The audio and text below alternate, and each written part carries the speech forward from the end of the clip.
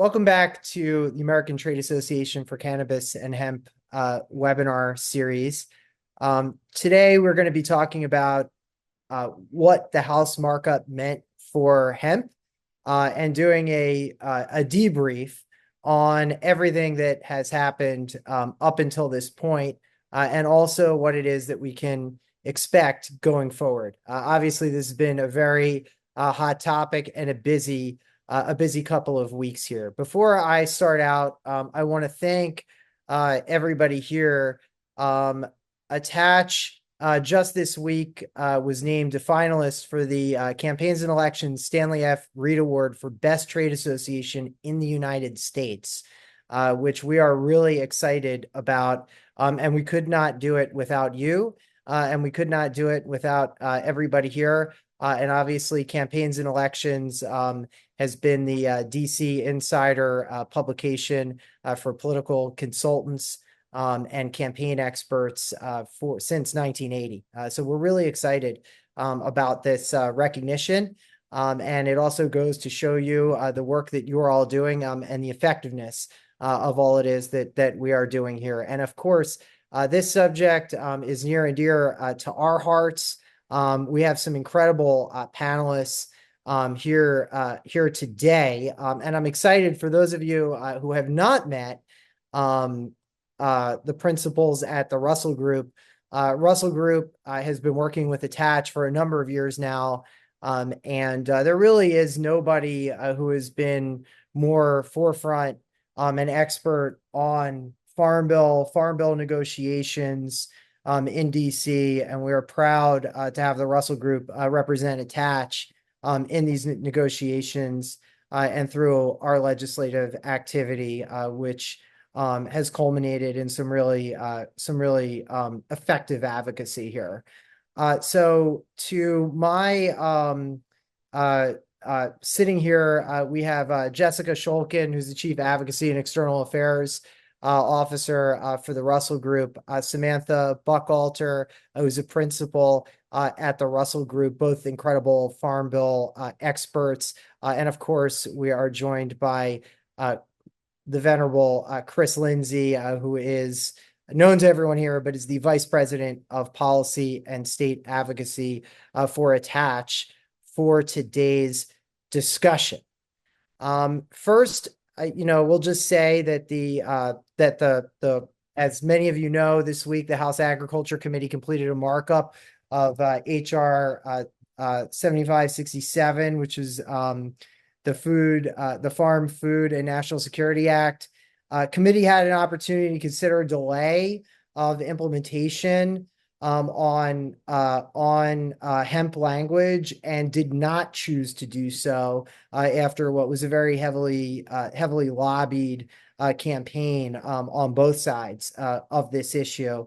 And the consideration also that was made at the time at the committee was said by committee members and the chair is that energy and commerce is where some of this discussion is likely to happen. At the same time, the Farm Bill continues to move hemp into new areas of regulation that have not previously existed, which is a development that we think is worth understanding in our own terms as we move forward. And we're going to talk a little bit about that.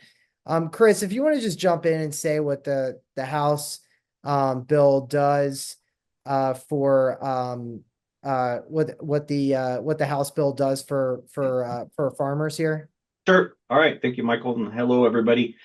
What it's really doing is it's taking the agricultural production program that lives in the Farm Bill and getting caught up to the definition change that happened last November. So that's kind of what we're seeing.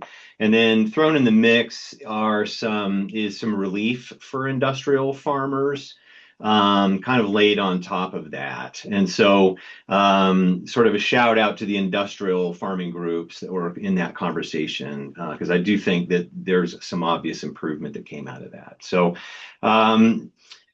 let's see, the hemp definition changes and the timing weren't really affected, as Michael indicated. And GT Thompson, the chair, as Michael said, did indicate that energy and commerce is really the home for finished product. And it makes sense because they have jurisdiction over FDA, Food, Drug, and Cosmetics Act, and the Controlled Substances Act. And that's all stuff that needs to be heavily dealt with in this topic. So, all right, for those following along at home, all this starts on page 634 of the Farm Bill. It really does six things, and I'm going to go quick here because we don't have to dig too deep. The big thing that it does is it sort of divides farming into two categories. So you're in the industrial hempline, and that's fiber, grain, seed, essentially non-cannabinoids is kind of the way I'm looking at it. And then there's the not industrial hemp category, and that is everything else, right, including cannabinoids. The mechanics of how that works, all to be determined. So USDA would be required to go into rulemaking and figure out what all that stuff actually is going to mean. Second thing it does is it lines up the THC testing standard that USDA has with the new definition that was adopted back in November, which is based on total THC and not Delta 9 THC only. Like I mentioned kind of in my intro, it does reduce burdens for industrial hemp farmers. So if you fall into that category, then you're relieved of a lot of the hoops that you otherwise have to jump through. So now you don't have to do the testing standards the same. You can do visual inspections. You can do performance-based sampling, which is great. This is, by the way, just a little nuance in here. It's permissive, so it's not a mandatory thing. USDA doesn't have to do that, so it's something to kind of track. We'd want to see that happen. There's some documentation requirements. Bottom line is if you're in the industrial hemp category and you don't meet your documentation requirements, you kind of have to follow the harder testing standards that would otherwise apply. Let's see. If the felony exclusion that exists for farmers also goes away if you're in that industrial hemp category. So also good thing to see that disappear, at least for that one category. There are some penalties baked in trying to be in one category when you should be in the other. And then the last thing that it does is it allows for some relief for lab accreditation. So under the current system, you have sort of a DEA registration requirement, which is basically unworkable because they don't have the resources for it. Now USDA would be charged to go work with DEA to develop accreditation. All right, so the caveat is that all this is just in a proposal. This is just in the House side. So it's got a long way to go before it is actually in effect, but that's what the House is talking about. And I didn't see or hear anybody have any issues during deliberations about that framework. So have to assume that the Senate will at least pick up that and consider what we have at that point. So I think that's all I have on that. I think I can pass the microphone, Michael. Yeah, and Sam, I think it's important also for folks to understand kind of what happened during this markup period too, and sort of what, coming into this process, some of those expectations are and kind of what people, we're looking at about it. So if you could talk a little bit about, a little bit about that and coming into this, and give us some context here for what happened, and how you saw it going. Yeah, thanks, Michael, and thanks, Chris. Good to be here with all of you this afternoon. I think Chris teed this up really well, talking about, what was included for hemp farmers in the package. Before I get into what exactly happened this week with the Barrett Amendment and the debate around kind of intoxicating hemp, I want to talk a little bit about maybe level set on just the Farm Bill process overall, and kind of how we got to where we are. Frankly, this has been a long time coming, this conversation within the context of, the House Agriculture Committee. As many of you know, the 2018 Farm Bill, where all of this started, expired in September 2023. We have seen multiple extensions since. So we're now, flash forward, we're in March of 2026, and we're still talking about what was supposed to be the 2023 Farm Bill. So now we're having the 2026 Farm Bill conversation. This is the second time the House Agriculture Committee has tried to move a farm bill. Last Congress, May of 2024, they marked up a bill in committee as well, and this conversation came up as expected. There was language to redefine hemp that was included in the bill that passed out of committee in 2024. That language was introduced by Mary Miller from Illinois. So this is not a new topic to the committee, but we're also in a new Congress and we have new members on the committee. So for some folks, this is a learning curve to understand the issue. And I think it's important to keep that in mind. Farm bills typically get reauthorized every 5 years. So when you're talking about new members on committee and just committee turnover in general, there are a number of members who have never even voted on a farm bill. That's actually, a large swath of the House Ag Committee has not voted on a farm bill. So this is a new topic for some folks. It's a new process for some folks. And I think there was really good debate in committee that we saw this week on this issue. As everyone knows, obviously, last Congress, they weren't able to pass a farm bill. So we saw in not having a farm bill vehicle move, we saw the agriculture appropriators take this issue up. Typically it's within the authorizing committee, but the appropriations committee took this up. So the November language that we're all very familiar with that was passed, very, very similar to the Miller language that was introduced during the last House Farm Bill markup. So not a new issue, but again, some new players who are getting up to speed on the issue. So I think just in general, as this Farm Bill process gains momentum, and after I speak, I know Jessica is going to address what to look for in the Senate. But as we're getting momentum, it's just important to understand that on the House side and just in Congress generally, they've been working to get a farm bill for quite some time. There's a lot of eagerness from the ag stakeholder community to see a farm bill pass this year. So the appetite for frankly committee leadership to take on controversial issues within the farm bill is not extremely high. They are trying to get a farm bill passed.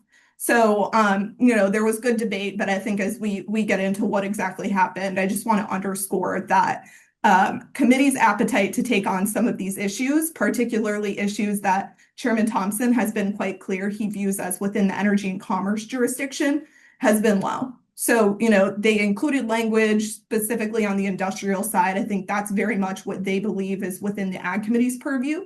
And they've made it very clear to all that they believe final products beyond and a regulatory framework for final products belongs within the energy and commerce purview. So maybe a little bit about what happened this week. First off, I know everybody's waiting for this markup. It was delayed a week. We had, a big snowstorm in DC that ended up being a big nothing burger, but members of Congress were not able to get in just ahead of the State of the Union. There were flights canceled, et cetera. So we saw the markup delayed a week. I think there was even some nervousness, frankly, that they may have to reschedule entirely, just given other activities, briefings on Iran, just a lot going on. So I think all of us here in this community were excited that they were actually able to stick to schedule this week. Almost 150 amendments filed. The two that I'm going to talk about were introduced by Congressman Jim Baird from Indiana. He filed two on this topic, one which would have delayed, the ban or the redefinition of hemp, if you will, by 1 year, and another amendment that I'm going to focus on that would have delayed it by an additional 2 years. So obviously, as we all know, kind of that 1 year implementation delay, we're coming up on that this November. So his amendments would have extended that into 2027 or 2028. Unfortunately, I think as everybody is aware, Mr. Baird's wife passed away over the weekend. So he was not here in DC, and I think certainly everybody's prayers are with him. His wife was a fixture up here on Capitol Hill, very much prominent within his office and with, stakeholders here. So he was not here. He was not able to offer his amendment on his own during the markup. So there was a lot of questions, I think, as to who then would be offering an amendment and what that would look like. Would it be, a Republican, or would it be the ranking member, Angie Craig from Minnesota, who is a co-sponsor on his bill that talks about that 2-year delay? So it ended up being offered by Ms. Craig from Minnesota, the ranking member. She offered it and ultimately ended up withdrawing it. So what that means is she made her statement. Some members responded to, her positioning, and then she withdrew it. So there was no actual vote on the amendment. But when members do that, it does allow for dialogue on specific topics. And I think that's exactly what committee leadership wanted. Even if they don't believe that the Farm Bill is the venue for for actual legislation on final product regulatory frameworks. This all started in the 2018 Farm Bill. We all understand, and there's an appetite for discussion within committee members. So she introduced the amendment on Mr. Baird's behalf. There, was some comments by the chairman. I think he made it very clear again that his position is that, this conversation belongs within E&C, but he's happy to facilitate dialogue. He believes that the Agriculture Appropriations Bill passed last November with the language is very clear and that it addressed final form products. So I think it was good. He made his position clear. Another co-sponsor of the Baird bill, Miss Adams from North Carolina, spoke up, I think, in favor, kind of aligned with Ms. Craig on this topic. But overall, there wasn't too much back and forth. I think a question was raised by Johanna Hayes from Connecticut just on what Mr. Baird would have done, what his intention was. Did he always intend to withdraw the amendment, or did he want a vote on it? Ms. Craig clarified that his intention was to withdraw and that she would be following, what his goals were for the conversation. So ultimately, again, committee did not take a vote on this. I think everybody who has been involved in this space probably understands that most members were very happy that they did not have to take a vote on this. I don't think that's a secret to anybody. I think most members made it quite clear to committee leadership on both sides. They actually did not want to vote on this, but I think there was good dialogue, and again, a lot of understanding that within the Farm Bill, they are focused on industrial hemp and some of those key changes that Chris talked through. But this conversation around a regulatory framework needs to happen within the Energy and Commerce Committee. So ultimately, the House bill did advance out of committee. They passed it with over 34 votes. I think 18 against, but they did get 7 Democrats to vote with Republicans in advancing the bill, which I think is quite significant. Why do I think it's quite significant? I think it actually tees this bill up. It shows momentum, and it shows that it shows, frankly, House leadership, that there is a desire for House members to see action. Chairman Thompson has been working very closely with the Speaker on securing floor time to bring this to the floor for a vote. I think there's a question as to whether or not that could happen before April recess or after, but either way, we're talking about either the end of this month or mid-April. So just a few weeks away, and I think we will see it brought up for a vote. Prior to that, I think there was questions as to whether they could frankly get this bill across the floor. But the fact that they had 7 Democrats on committee vote is a really positive signal, and I think it sets up the Farm Bill for continued momentum this year. So I'll turn it to Jessica to talk a little bit about what that momentum looks like as we pivot to the Senate. Thanks, Sam, and thanks everybody. It's great to be here with you this afternoon. As Sam said, there were a lot of people, I think, all over DC working on all of the House members, the offices. I think we're tired a little bit of hearing from all of us about hemp, and so everybody's sort of sighing, breathing a sigh of relief that the Farm Bill is at least out of committee, and we are watching to see if and when it moves to the floor in the House side in relatively short order. But as anybody who knows Washington knows, that's only one body of Congress, and the Senate has to write its own Farm Bill. They have historically been behind the House. In 2024, Chairman Thompson again wrote a Farm Bill, got it marked out of committee. The Senate at no point has followed suit. We have seen Farm Bill frameworks being released by the Republicans and the Democrats on the Senate side, but they have not yet had any committee action. I think, to Sam's point about 7 Democrats voting for the bill and that hopefully increasing the likelihood that it moves across the House floor, if that happens, I think that does change the dynamic in the Senate a little bit. To date, the Senate has been pretty quiet about whether or not they were going to mark up a farm bill. As folks may know, a lot of the stuff that is typically considered in a farm bill was taken care of in HR 1 last July. And so the pressure hasn't really been there. And the Senate has been doing all sorts of other things. They've been passing USDA nominations and looking at other issues. And the farm bill hasn't really been top of mind for them, it seemed like, quite as much as it was in the House. That if a farm bill does go across the House floor, and the Senate's, sort of left holding the bag, I think that that might change that dynamic. Senator Boozman is certainly aware of that. He and Chairman Thompson have an outstanding relationship. They talk all of the time. And so he has started to indicate that they are planning to look at what they're calling a skinny farm bill, very similar to what the House did, in the coming months. He hasn't actually said what his timeline will be, but the fact that they're thinking about it and talking about it publicly is a change from what we've seen in the past. And so we do expect them at some point this Congress to take that up. The Senate bill will not look identical to the House bill. They will write their own product. There will be a lot of similarities, but it's certainly not going to be identical. They'll have their own sets of issues that they want to take up. And then once those two, if the Senate does actually pass a bill and get it across the full Senate, then they will have to go and they will have a conference negotiation before a bill is sent to the president. So there's a lot to get done between now and November if the Senate does decide to do a farm bill. And if you look at the hemp issue in the Senate, it's a lot similar, I think, to what we have seen in the House. I mean, I'm sure a lot of folks on this call have been active on Capitol Hill. We certainly have talked to a lot of folks, and it is a lot of educating, and lots of folks really, I think, would be grateful again if they didn't have to vote on the issue. If folks remember, when the language was included in appropriations, there was a big fight in the Senate on that language. Senator Paul from Kentucky was very opposed to the language that was in appropriations. He is not on the Agriculture Committee. Senator McConnell, also from Kentucky, was the strongest champion of the language that was included in the appropriations bill. He is on the Agriculture Committee. And so, you're going to have some interstate arguments there. Both members feel very strongly on either side of this issue.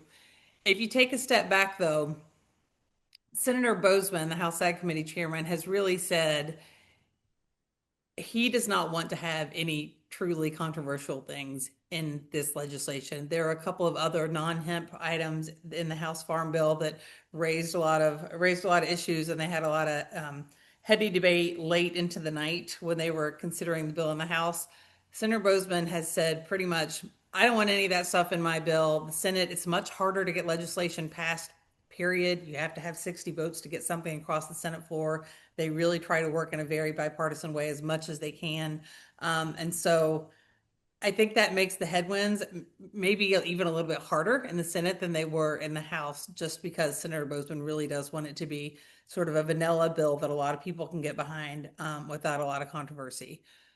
However, similar to in the House again, Senator Klobuchar is the ranking member. She's the top Democrat on the House committee. She is also from the same state as ranking member Craig. And so Minnesota, well represented on the Ag Committee in the House and the Senate.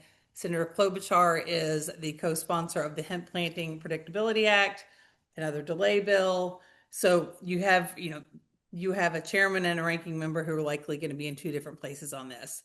It remains to be seen if whether or not, I think it's definitely not, there will be no hemp delay language in a farm bill that comes out of the Senate when it goes to committee. It does remain to be seen whether or not anybody on the Senate would try to offer an amendment in the same way that they talked about, but ultimately did not offer in the House. I think it's probably somewhat unlikely, but I do expect that as soon as it becomes clear that the Senate is going to mark up a farm bill, those offices are going to start to hear from folks on both sides of the issue in a pretty significant way, similar to what happened on the House. And my guess is that you will see a lot of Senate offices sort of saying the same thing as the House offices, which is, please don't make me vote on this. We just took care of this. And the other thing to flag that happened in the Senate, which I think is important, is when this issue was on the appropriations bill in the Senate, it was part of a much larger package, and there was only one actual issue amendment that was voted on by the whole Senate, and it was on the hemp delay language that was included in the Ag Approps bill. And that language, the overall Senate voted, I think, 74-26 to keep that language in the appropriations bill. So very recently, the full Senate did vote on this issue, which is going to, I think, make it even harder to change the position of the Congress before they move forward. So that's sort of what happens. I think that's what, the farm bill track is likely going to be a difficult one on either side to get any additional language on this included. There are other vehicles going through Congress, absolutely. You're going to have to do a continuing resolution, a funding continuing resolution by September 30th. Certainly, there will be efforts there to talk about this issue and continue. That's completely unrelated to the farm bill. That's the only really must pass thing. There is still, I think, the possibility that there will be some additional appropriation supplemental bills, whether they're related to defense.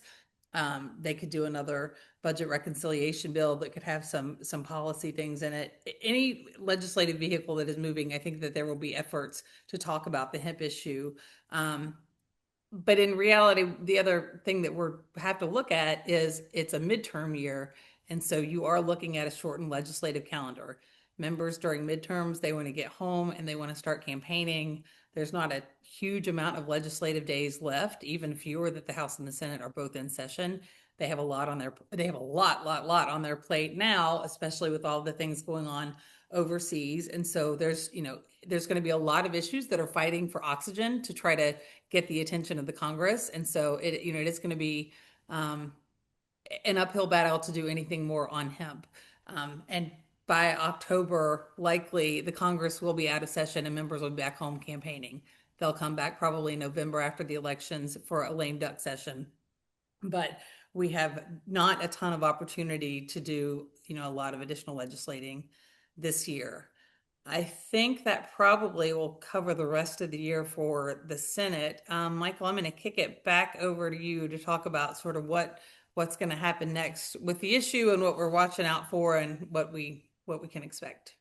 Yeah, and also I'd like to remind folks, there's a Q&A down at the bottom of the chat. There have already been some really great questions that have been coming our way on this. If you want to drop your question in the chat, we'll get to as many of them as possible.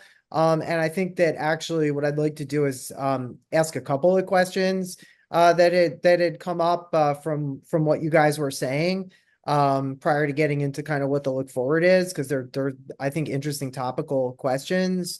One was you had mentioned, Jessica, that there was this vote on the Senate side, and there had just been a vote. So there'd been like a lot of reporting that people just voted on the CR because they were forced to, and the government was reopening. Like that's kind of some of the stuff that we've heard. Is that kind of a story in the Senate? Like how do people view that vote that they took on the Paul motion? Like how does Congress kind of view that vote? Like I think you have to separate that vote from reopening the government. I think that was the only standalone issue vote. No matter what had happened on that vote, whether or not the language had been struck from the appropriations bill, if the vote had been gone the other way, or if it had stayed, the CR then would have passed one way or the other. What this vote did was basically it's the only issue that the Senate had the ability to weigh in on individually. But make no mistake, if the amendment had failed or, if the amendment had passed, the CR would have passed anyway, and the government would have reopened, and we would all just be living with the outcome of whatever that vote was. But I don't think that they were tied together. I don't think that it's fair to say at all that, had that amendment passed, then the government would have stayed closed. That's just not what would have happened. It was really, that vote happened because Senator Paul felt so strongly and was not going to let anything move until he made everybody sort of state their position on that. Is there this is a good question too. So has anyone proposed, there's been discussion about seeds, that anybody proposed that they be regulated under the Federal Seed Act? And the question there is like, okay, this seems like that could be an ag committee issue. I'll take a stab at it. Not that I'm aware, but that's not to say that there aren't smarter people than me on the more technical side thinking about this. But I think that the gist of the question sort of raises the broader point that this is such a complicated issue that if we were to walk into, I would say 95% of congressional offices and start talking about regulating seeds, we're starting from ground zero. It would be an entirely new educational campaign. And so I think that also means that there's a lot of middle ground, whether or not the appropriations language stays, goes, whatever. There is a lot of work still to be done on the hemp issue that maybe isn't as controversial as what we've been talking about. And so I don't know if anybody's thought about that specifically, but I think it's one of the things that probably will be raised in the coming months if we really get serious, if Congress really gets serious about, and the industry, about thinking about what regulation should actually look like. What are the other issues that you need to bring to the table when trying to figure all this out? There are a couple of really interesting questions actually about the definition, and the 0.4 milligram. One is if that it's not handled by final product. Like why even mention, 0.4 milligram, in the definition, which, I think is an interesting, is an interesting question on that. And then also there's some questions about whether or not, there will be an addressing of what milligram limits might look like in terms of these bills, which I know were was heavily negotiated when it was first talked about. It seemed like there was a large amount of back and forth that was going on around this. So I'd be interested to hear what you guys what you guys think about that, because I think it's an issue that a lot of folks are watching. I would just say real quick that, and folks are welcome to call me on this. I think that the differentiation is the 0.4 or the 0.4 milligrams. That's not about what qualifies as a final form product. That's what the in or out of hemp. That's whether or not you can call yourself hemp. So it stops short of saying, and therefore there shall be products out in the world that will be regulated by FDA that are such, right? So I think that's the difference there. Well, I also do think that there's been a lot of discussion in industry, where a lot of folks have said for quite a long time that we are regulated. We're in the Farm Bill, right? Like there's a lot of argument that's gone on around that, but it doesn't seem that the committee in general, or that the Farm Bill in general, and you guys are the experts on the Farm Bill, but how does it generally treat final product? I mean, we're talking about, generally agricultural products. Even though I think there was a lot of discussion around when the Farm Bill first passed, what that actually meant for final product. I can jump in and take a stab at this. I think we have to remember when we're thinking about the Farm Bill and the Agriculture Committee's purview that they have authority over the Department of Agriculture. And what is the Department of Agriculture's role in hemp? They wanted to, put a stake in the ground and say, this is hemp that is regulated by USDA, and anything above 0.4, the 0.4 limit, needs to be regulated by FDA or by DEA, right? It is not within our jurisdiction. So I think that is what the language that passed last November did.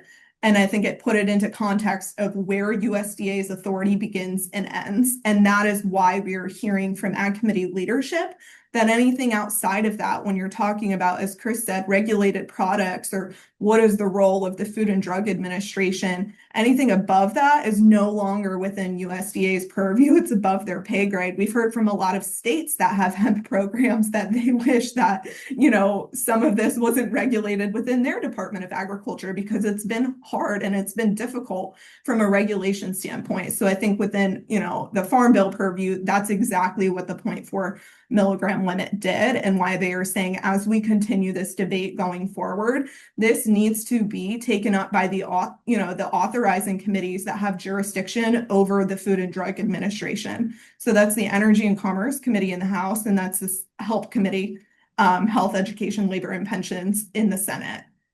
It doesn't mean that there won't continue to be dialogue, but it certainly makes it more difficult to see continued changes come about, or an appetite within kind of the Ag Committee's purview.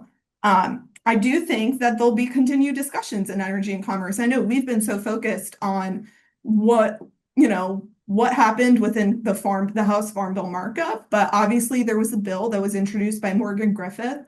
He's the subcommittee chair on the health subcommittee within the Energy and Commerce Committee. This is a very interesting topic for him. He's very vested in it. It addresses CBD, but he also is looking at a hemp regulatory framework. So I think, the point four put that line in the sand of where kind of Ag Committee and USDA is willing to regulate, and then it really kicked it over to ENC to have that debate about what should be regulated by the FDA. And ENC could pick that. I mean, ENC can pick up these things, right? I think that it's just kind of like on a look forward basis, ENC in terms of setting up what regulatory authority looks like for both, cannabis and hemp. I think that there was a marker. I mean, the way that I took also with what was going on in the Farm Bill and the discussion, at least over in the House, and we'll see the subsequent discussion as it plays out in the Senate, was that a marker for regulation really is, it seems like from a congressional standpoint, somewhere else. And it also seemed like from the discussion that was being had in committee, that regulation belongs somewhere else, not just sort of, within the purview of the Farm Bill. And I think that there was a lot of folks who had looked at kind of like, what's been going on really since 2018. And I do think that that's probably why they said something about it. We have there's some really good questions. Please feel free to keep asking them. There are folks that are asking about beverage. So there's been a lot of discussion around beverage in Congress, and I think further afield, also in industry, because of the how popular the category is, also the different groups and businesses that have been looking at it. It's a product category that we've all been that we've all been close to and watching for quite some time. On the hemp beverage side, I think there are a couple of questions that we have here. I'll try to consolidate them into one. Generally, so in this process, we did see alcohol kind of talk about what their positioning was on this. It looks like there are a couple of questions that we have here about people saying, well, where is alcohol, on this specific issue? And maybe sort of what we saw through this conversation.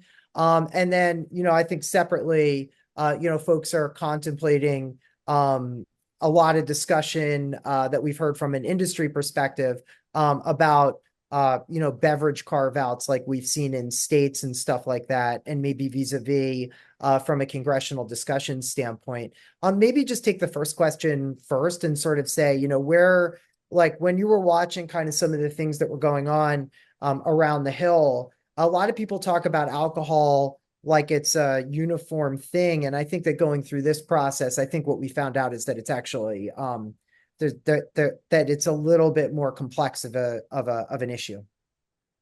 Yeah, I think there was a lot of confusion on Capitol Hill about where alcohol stood on this, because there were people, I think, lobbying on both sides, and I see in the chat, I think spot on.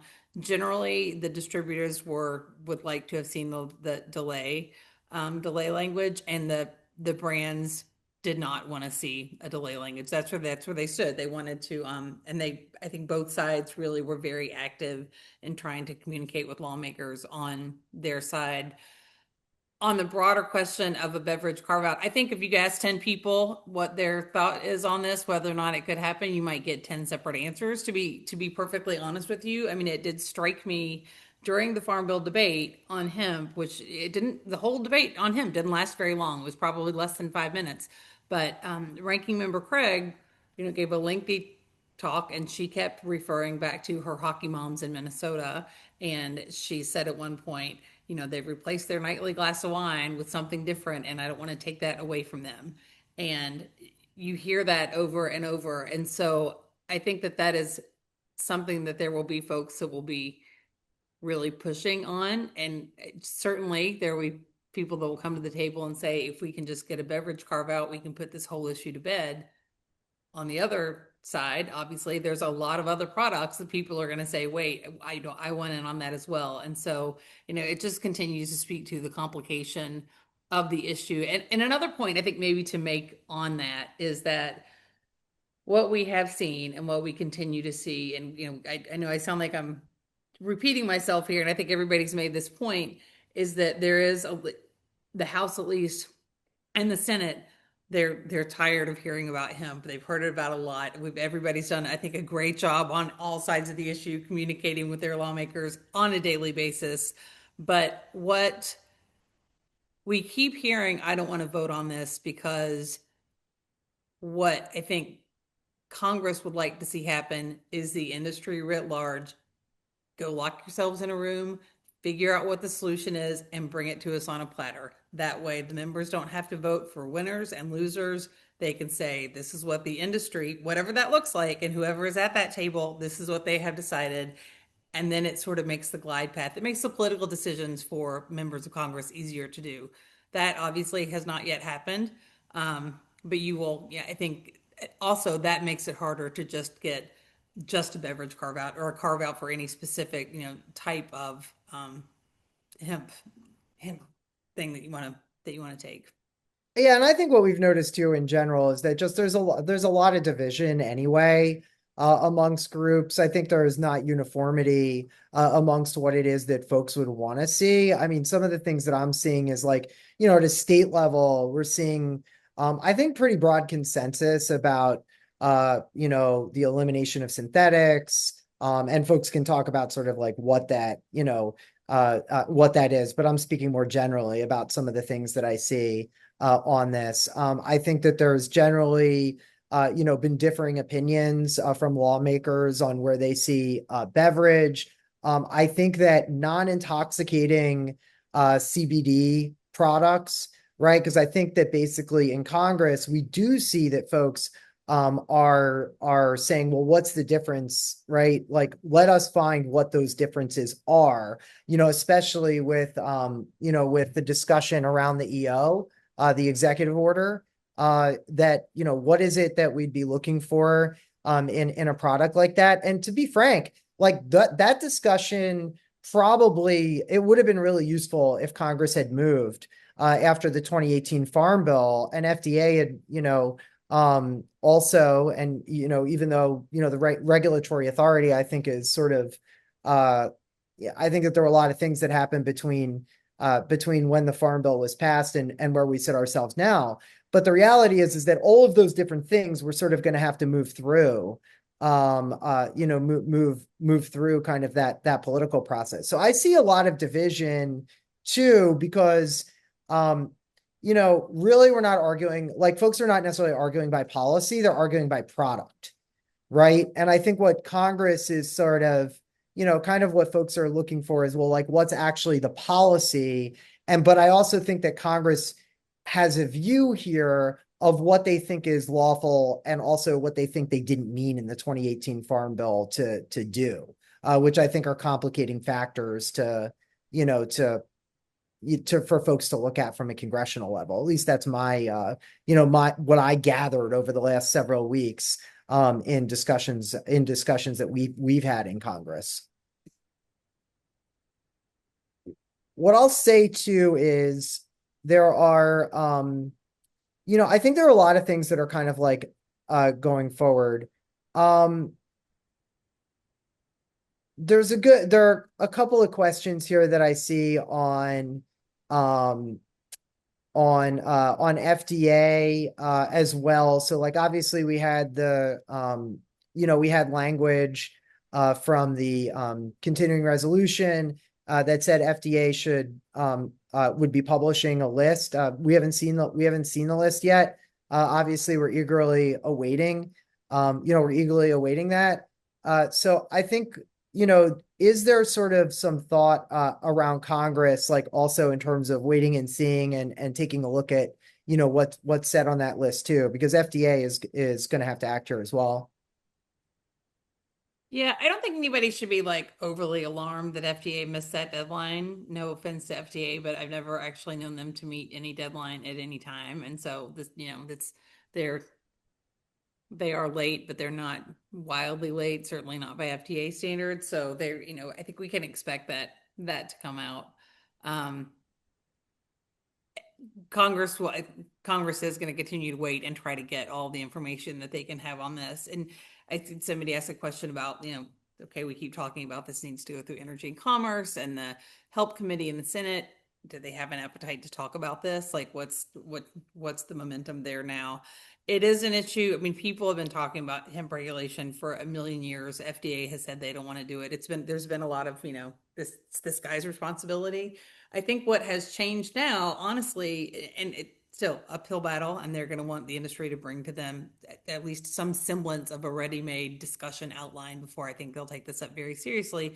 But what has changed is, frankly, the language in the appropriations bill, which really tightened up what can remain on the market, and that I think is going to force people to come to the table and try to litigate and rethink about this issue. It's the first time that we've had language like that to change what was done in the 2018 Farm Bill, and that's a really significant shift. Is there and I think that there was a lot of negotiation around that as well, that not necessarily, I think, folks who weren't watching this closely understood. I mean, I think that there was a lot of back and forth between members of Congress, and whereas I think that what happened in 2018 was probably less considered around that because people didn't necessarily know what the market was. I do think that Congress, and folks can,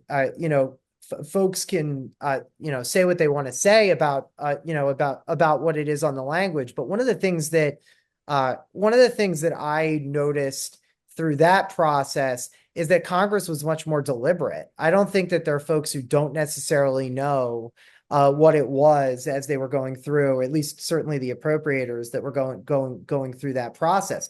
That's why I think it was so hotly debated. And I think that that's why we saw sort of what it was, because it really was the first time, from a marker perspective that we saw that.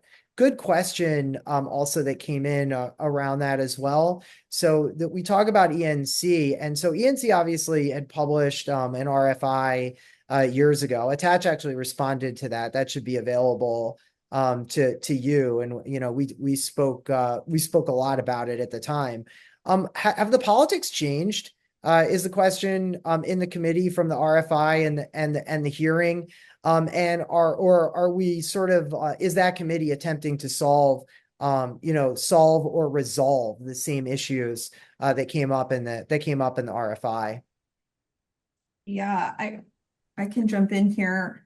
I think a couple things have changed, and one is just the general awareness on the issue has gone significantly up. And frankly, what I think everybody in this space can agree on and should celebrate, frankly, is Congress is much more comfortable talking about intoxicants than they ever were before. And I think that sets a great pathway for just broader conversations around legalization. But, people are a lot more comfortable, Republican offices are a lot more comfortable talking about intoxicants. And, so already I think the political environment has just shifted due to, increased education on the issue. But two, and I mentioned this earlier, I think it's important to note that the chairman of the subcommittee that has oversight over FDA, Morgan Griffith, is the one who introduced this bill around a regulatory framework in CBD products. So if anybody is going to be in Chairman Guthrie's ear, pushing for a legislative hearing or for a conversation within committee, maybe it's member roundtable dialogues. I mean, it might not even be public forums, but it is Morgan Griffith, and he is well positioned to do that. So I think he has made it clear. We've been at like several of, meetings, events with him. This is his number one issue for ENC. So as he thinks about what he wants the authorizers to take on within this space, it's this issue. It's talking about a regulatory framework. It's educating his members on the subcommittee and on the full committee. So I think it's just a different political environment. Again, to begin having those conversations. I will say, just even on the beverage carve out, and I know there's been some questions about seeds and what's come up. All of the oxygen in the room has been sucked up by the conversation around whether or not the implementation delay should be extended. There has been no broader conversations around a regulatory framework other than a bill introduced.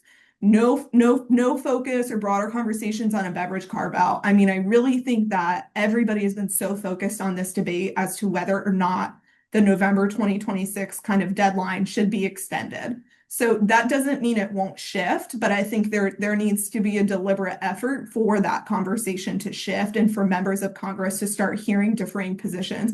And that all goes back to Jessica's point about members wanting industry to get in a room together and kind of figure this out and come to the table.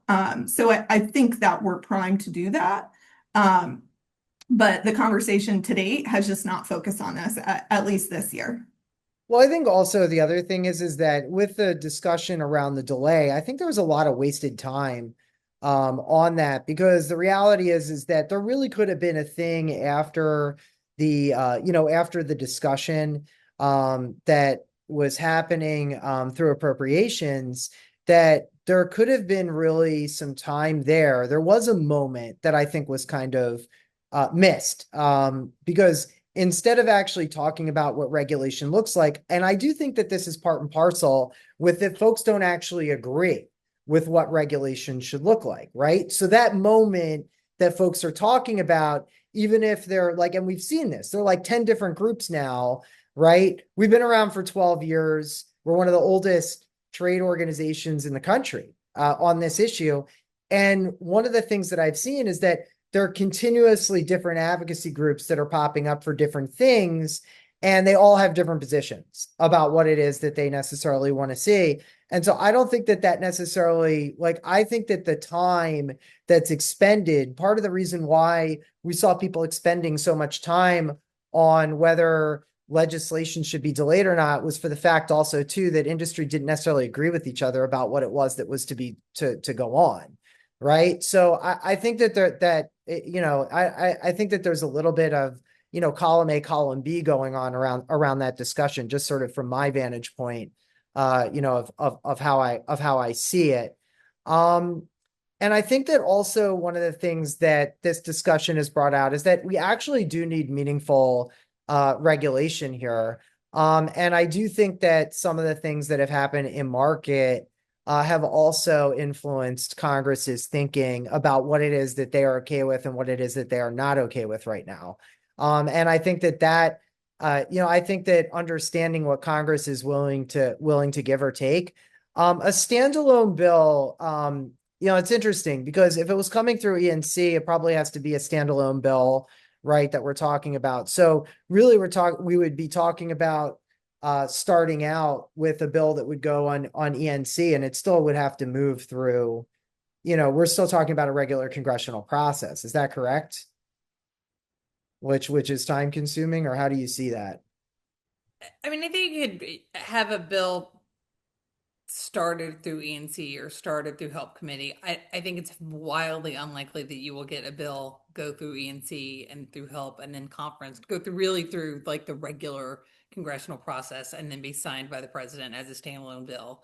I think you could get one of the House or Senate moving a bill, maybe in conjunction as far as they can, even if it's quiet negotiations, and then you attach it onto whatever larger piece of legislation is moving. That's just generally how these things have been going in recent years. Standalone legislation is just pretty unusual on any topic.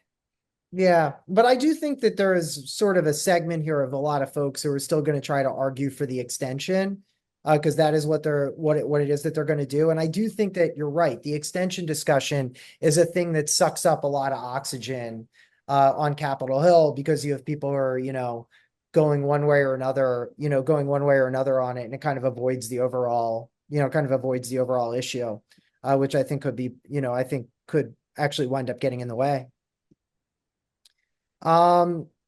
So, I know we're coming up sort of on time here. I think that we've seen a I think that we've seen a number of different discussions on this. We're excited to be helping lead these discussions, both at the congressional level, but also at the state level, and continue to play a role here in terms of supporting state regulatory infrastructure that makes compliant operations viable and creates a vibrant marketplace.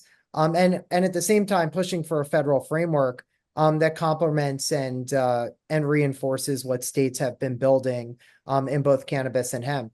And I do think that there's a real importance for that going forward. And I do think that there's been a really great discussion that's happened on this. And I just want to thank everybody here, for being here, talking a little bit about what the Farm Bill meant, where it's going, some of the great policy questions that a number of you have asked on this has been really great. The engagement, really good, complicated questions that are on this that we did our best to answer. We obviously will have future upcoming webinars, especially as we start moving through this process and the opportunity to continue to discuss this. And I just want to thank everybody here for their leadership and continued work on this important issue.